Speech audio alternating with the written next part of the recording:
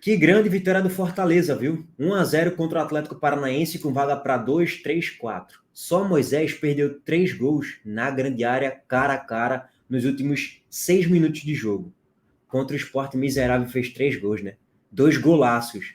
Aí contra o Atlético Paranaense, no jogo que era para de fato ele fazer os gols, ele não fez. Aí contra o Sport, quando ele não era para fazer os gols, ele fez. Por que eu estou falando isso? Porque eu torço pro Sport, é óbvio, é claro e evidente, né? Mas, de fato, que grande vitória do Fortaleza, cara. 1-0 contra, até então, o líder da Série A, o Atlético Paranaense. O Atlético Paranaense, antes de começar a rodada, era o líder. Óbvio, perdeu hoje, perdeu posições também, naturalmente. O Atlético Paranaense caiu da liderança para a quinta colocação. Para vocês verem como está embolado essa primeira parte da tabela, né? O Flamengo tem 14 na liderança, o Bahia vice-líder também com 14, o Botafogo com 13, São Paulo com 13, Atlético Paranaense com 13, Bragantino com 12, Palmeiras com 11. A diferença do sétimo para o primeiro é de uma rodada, 3 pontos apenas. Inter com 10, Cruzeiro com 10, Atlético Mineiro com 10 e Fortaleza com 10.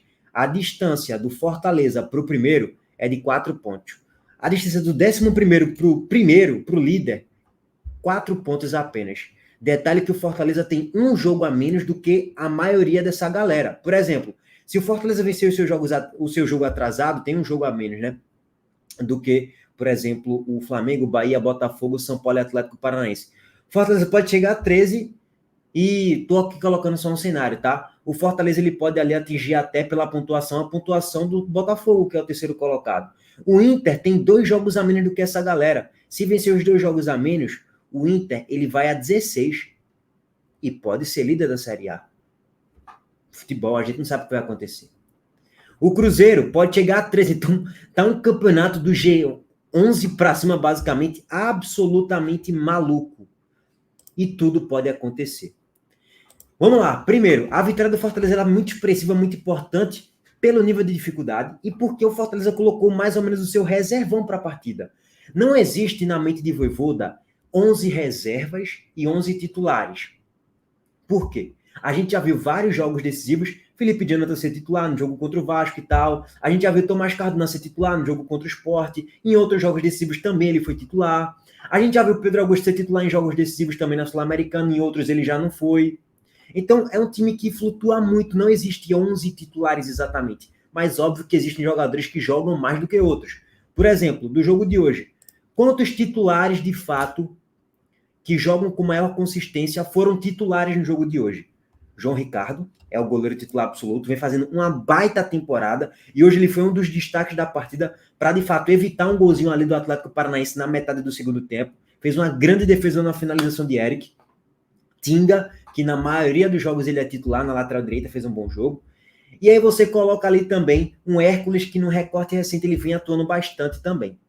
Beleza, citei aqui 3 jogadores. Você pode colocar um Kusevich também, que em alguns jogos ele foi titular, outros não, mas flutua muito. Mas no final das contas você vai chegar ali a 3, 4, no máximo 5 peças que jogam com maior consistência, porque todos os outros basicamente são reservas que entram com o decorrer das partidas.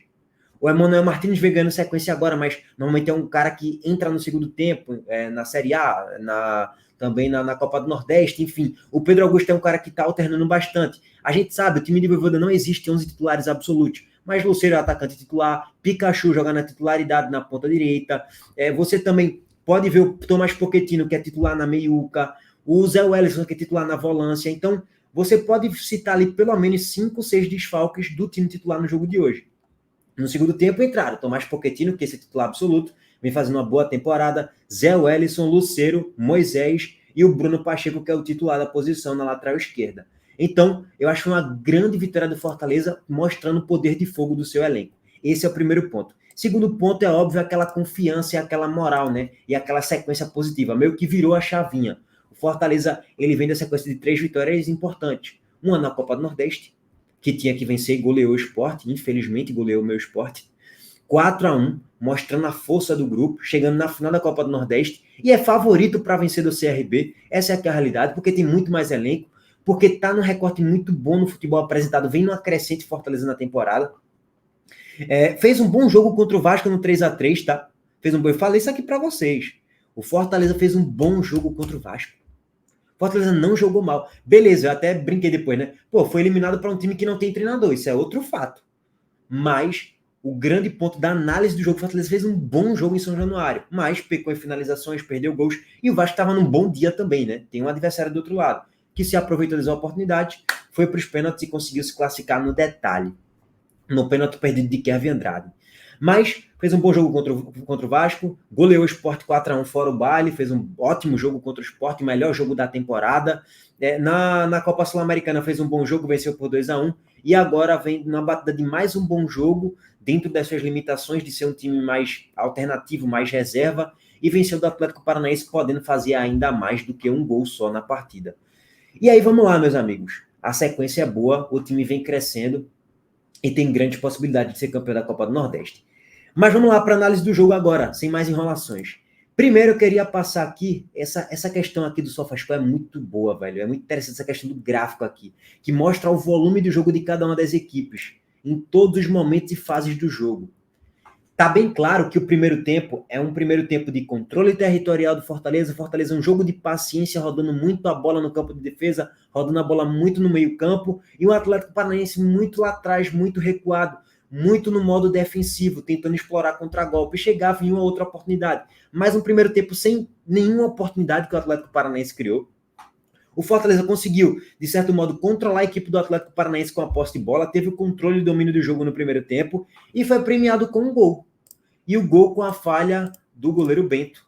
Cruzamento de Júlio de cabeça de Kusevich, falha do goleiro Bento, 1-0 Fortaleza. Primeiro tempo decidido na bola parada, primeiro tempo decidido no detalhe. Olha, desvio de cabeça de Kusevich na falha do goleiro Bento. E no jogo, amarrado, chato de certo modo, como entretenimento não estava um bom jogo, o jogo ele vai se decidir no detalhe. Um jogo equilibrado, difícil, como foi o jogo de hoje, ele vai ser decidido nisso aí, numa falha do goleiro, numa falha da zaga, numa eficiência de você achar uma finalização de fora da grande área, e foi assim que o Fortaleza se aproveitou. Fez o 1-0 com o Kusevich de cabeça, e aí vem o segundo tempo. O jogo ele se inverte.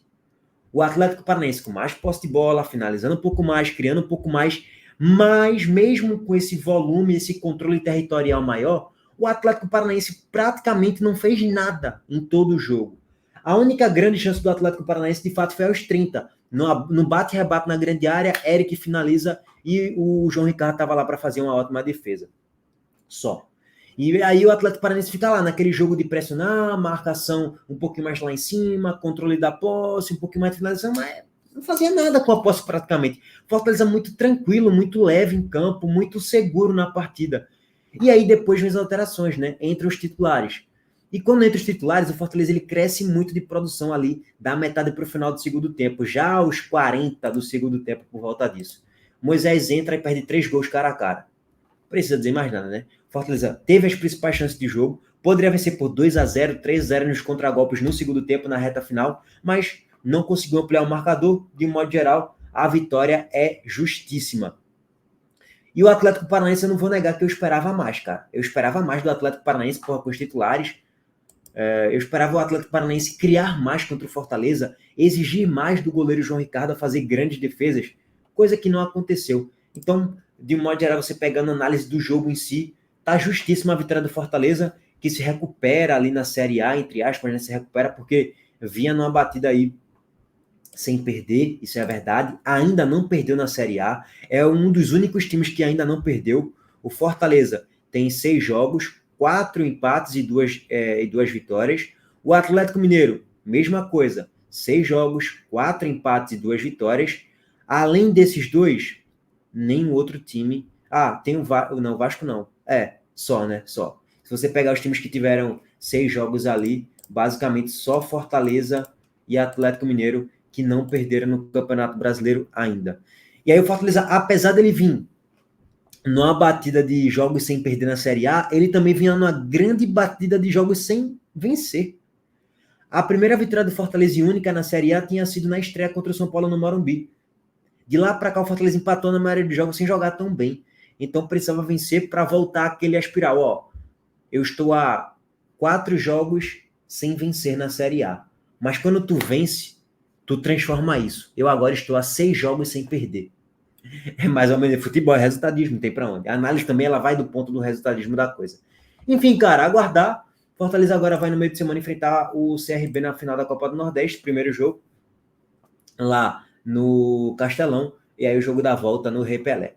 Aguardar. Tamo junto, abraço para todos vocês, a gente tá de volta aí mais tarde. O Bahia que agradece com esse resultado, né? Ficou ali na segunda colocação por mais uma rodada, mas isso aqui é um papo para o próximo vídeo. Valeu, rapaziada, deixa o like aqui no vídeo, se inscreva no canal e ative as notificações. Tamo junto.